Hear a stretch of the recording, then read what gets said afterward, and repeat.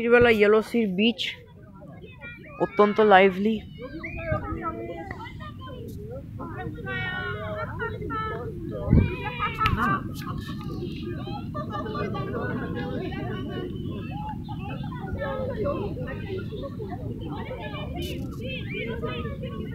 মানে ইয়েলো সির রং কালো হয়ে গেছে, কিন্তু সমুদ্রে শুনেছি ফসফরাস। বলছি যে এখন রংটা কালো কেন হয়ে গেছে? সমুদ্রে তো শুনেছি ফসফরাস থাকে। পাস তো নেই।